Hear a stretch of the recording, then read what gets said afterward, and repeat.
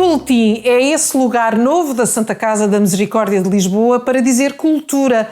Cultura em 7, 10 minutos. Hoje escolhemos falar de um dos legados mais importantes desta casa de 525 anos. São histórias que envolvem crianças, afetos, mas também pobreza, sofrimento. Acima de tudo, a história deste país. Olá, Dr. Francisco Manuel, muito gosto. Obrigada por estar aqui, é diretor deste nosso arquivo histórico imenso. Vamos falar deste específico acervo que temos, desta documentação.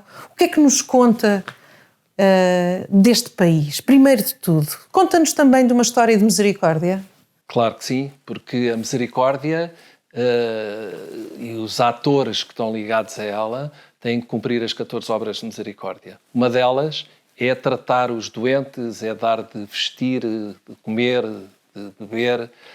E isso aí tudo se fazia no Hospital de Todos os Santos, que nós, ainda no século XVI, ficámos com a incumbência de administrar esse grande hospital. E hospital na acessão não só de tratar o doente, mas também de acolher o peregrino, também de acolher a criança que as famílias não podiam educar e criar, e por isso entregavam voluntariamente a uma instituição que tinha um cariz muito enraizado na sociedade e que as pessoas confiavam. E por isso confiavam o seu filho a poder ser entregue numa instituição para mais tarde poderem vir recuperar. Pois, nesse lado humano que existe da roda, porque para além dessa potencialidade de criar-se um filho quando não se tem possibilidade, poder novamente ter acesso ou recolher o filho mais tarde, recuperar o filho. Há também um dado que gostava que começássemos por aí, do anonimato. Ou seja, só a questão do anonimato já é um sinal de humanidade. Não expor as pessoas a uma tal vergonha, porque obviamente a culpabilidade seria imensa, não é? Mas de qualquer maneira, nos séculos mais anteriores, século XVI, XVII, até mesmo no século XVIII, muitos autores dizem que a exposição não tinha a carga que depois adquiriu a seguir ao liberalismo. Não é? A sociedade atual não pode olhar para essa documentação com os mesmos olhos. E tanto é assim que nós temos livros de registro das crianças que entravam e que nos dizem que as crianças entravam tanto de manhã, como à tarde, como à noite. E se fosse hoje em dia era tudo na noite velado e isso. Não. Aqui, qualquer hora do dia, entram crianças. Até porque muitas dessas crianças traziam com elas um bilhete que nós chamamos o sinal disposto. E esse sinal servia para várias coisas. Desde logo, para identificar aquela criança, porque os pais, como falámos, podiam querer vir recuperá-la mais tarde, e assim tinham a certeza que aquele era o seu filho, e a Santa Casa também, por outro lado, tinha a certeza que aqueles eram os progenitores daquela criança. Esse sinal é absolutamente inteligente, simples, que é uma metade de outra metade. O pai ou a mãe ou o progenitor ficava com essa metade, ou o familiar, e a outra metade ficava com a criança. É assim mesmo que acontece.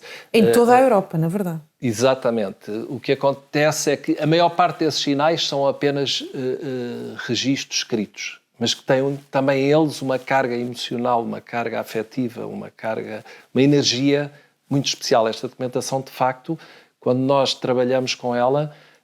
Sente-se. Exatamente. Sente-se esse afeto. Exatamente. Tem aqui alguns exemplares. Cada palavra tem um peso e estava a dizer também que, por vezes, o que acontece é que, para além do texto escrito, também juntavam outros objetos, muitas vezes bocados de tecido ou... Madeixas de cabelo. Pois, tão íntimas como a madeixa de cabelo, o sapatinho do bebê, a meia, a medalha protetora. E, ao mesmo tempo, é engraçado porque se mistura o religioso com o profano, desde da meia figa a dar sorte, mas também o registro de um santo ou da imagem de Até uma Cristo. carta de jogar, uma carta de um baralho, não é? E essa junção é muito engraçada porque, por vezes, o documento não era cortado, mas os pais ficavam com o igual, mas em muitos casos ele era cortado e então servia para essa junção identificar.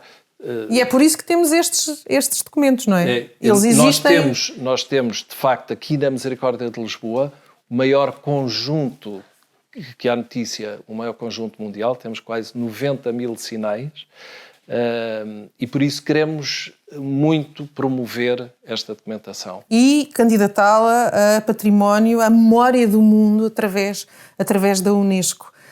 Conte-nos um pouco mais desse documento, por exemplo, que tem aí nas suas mãos. Este, por exemplo, é um documento do século XVIII e que, junto com o texto, tem uma fitinha com uma âncora no fundo de segurança, de sorte também. O elemento, tudo isto tem segundo significado, não é? É simbólico. Exatamente. E a Misericórdia, de facto, tratava muito bem todos estes casos, de tal forma que tem os tais registros de entrada, estes sinais, os livros de pagamentos a amas de leite e de seco, os livros de ensinar um ofício. E tudo muito na total confidencialidade. Exatamente. Porque isto era guardado e preservado. Hoje em dia fala-se tanto na proteção de dados, mas já havia neste tempo. Exatamente. Este, por exemplo, diz... entra nesta Santa Casa dos Expostos, a 9 de março de 1798, José, o qual foi batizado na freguesia de São Lourenço, e aqui tem logo elementos que, apesar da roda ser anónima, muitas vezes eles próprios, com a tal exposição de manhã, à tarde e à noite, mas também no próprio sinal, davam elementos que, se a polícia, se os elementos da autoridade quisessem, podiam saber quem eram os pais, não é? Por isso, é mais um elemento de confiança que está aqui presente, não é? Por isso ele foi batizado aqui na freguesia de São Lourenço. Nasceu o dito menino a 19 de setembro de 1797, por isso já aqui tinha 6 ou 7 meses, a criança, que normalmente mal acabavam de nascer ou muito pequenos, não é?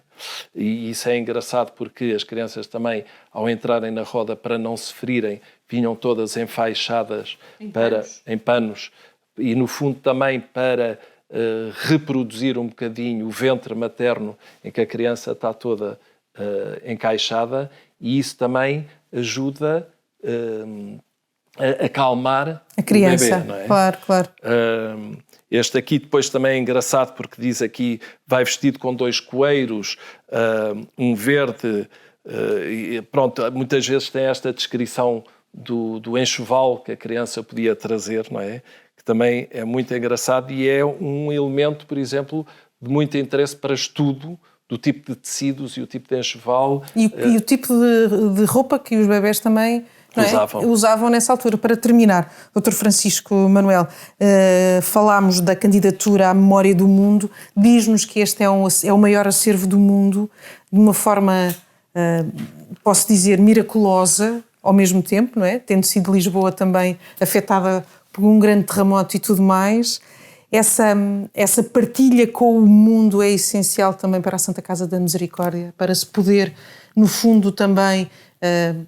marcar presença até na história deste país? É, porque esta documentação é importante, de facto, para o universo, para o mundo inteiro, porque regista elementos da população mais excluída, mais pobre, com menos história. E aqui, os chamados anónimos da história, cada vez mais protagonistas. Eles aqui estão bem presentes, não é? Mas depois é muito engraçado ver, nós fizemos contactos para essa candidatura a registro de memória do mundo com arquivos nacionais e internacionais. Estamos a falar de... Estamos a falar, por exemplo, de contactos diretos com Florença, com Seine-Maritime, com Lyon, com Gironde, e fizemos também contactos em Espanha, em Inglaterra, e é muito engraçado ver que os sinais que nós temos aqui em Lisboa são os mesmos que aparecem no Porto, são os mesmos que aparecem em Barcelona, são os mesmos que aparecem em Londres. É quase como uma linguagem mundial desta prática, que no fundo era uma prática que era no sentido de proteger crianças. Exatamente. Obrigada. Dr. Francisco Manuel, diretor do Arquivo Histórico da Santa Casa da Misericórdia de Lisboa, para dizer que realmente este é o lugar onde está o maior acervo do mundo de sinais dispostos, de sinais de crianças órfãs durante séculos e séculos, que aqui tinham a sua proteção.